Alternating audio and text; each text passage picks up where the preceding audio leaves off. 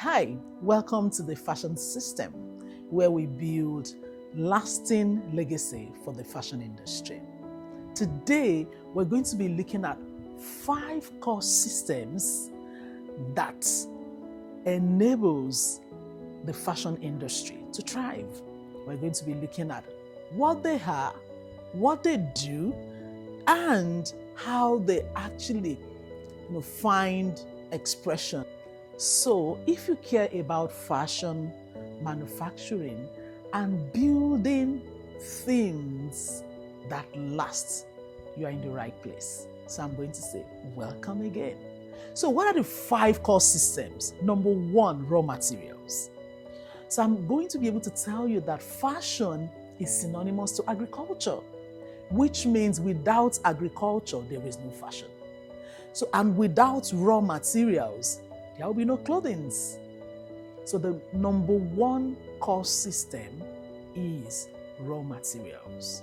So I would like to say fashion is agriculture because farmers has to, be part of it. Fashion is engineering. This has to do with the way, you are spinning, the yarns and the way you are actually knitting and weaving the fabrics.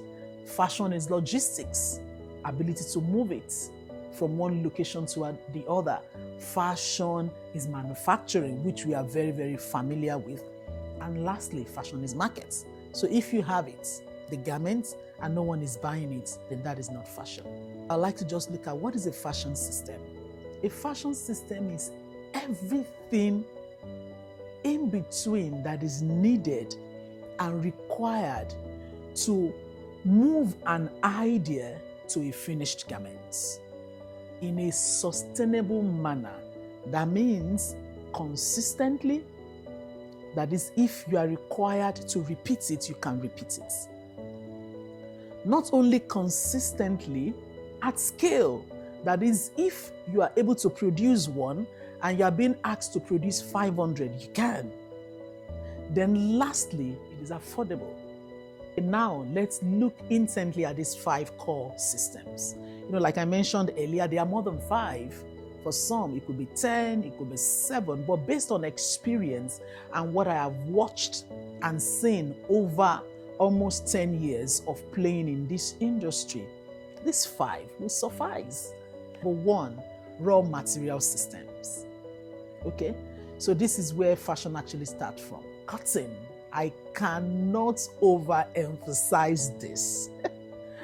And so it's from the raw material system. We are looking at cottons, we are looking at fibers, and we are looking at leather.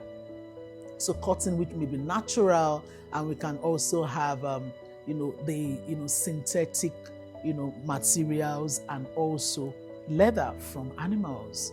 So this is the raw material system. So when raw materials are imported, production becomes expensive and very unstable.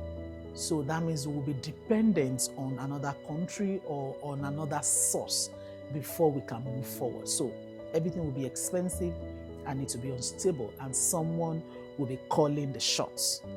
That is number 1. Secondly, textile and fabric system. This is the most important part of fashion system, but is the most ignored. This has to do with spinning, knitting, weaving, dyeing, and finishing.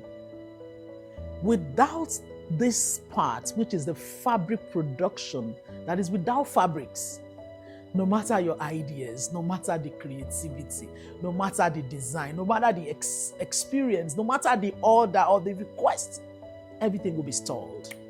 So it is that important. Have you ever wondered why fashion feels so hard despite your talents? I have good news and not so good news. It is not you. It is actually systems. Have you ever wondered why fashion can be so hard despite your talents? It is not you. It is actually the systems. On this channel, we'll be looking at the 5 indisputable systems that fashion sits on. These systems are what determines if fashion will be just a hustle or an industry. In subsequent videos, we're going to be looking at the nitty-gritty behind the systems, how to make it work, how to use it to our advantage, and how to actually build a system that works not only for my organization or your organization, but for our community and the nation, and of course, Africa in general. So if you love fashion, manufacturing, processes, and structure, please subscribe to this channel, like and comment until we see again. My name is Omolade Oshinobi. Thank you for watching The Fashion System. See you next time. Bye.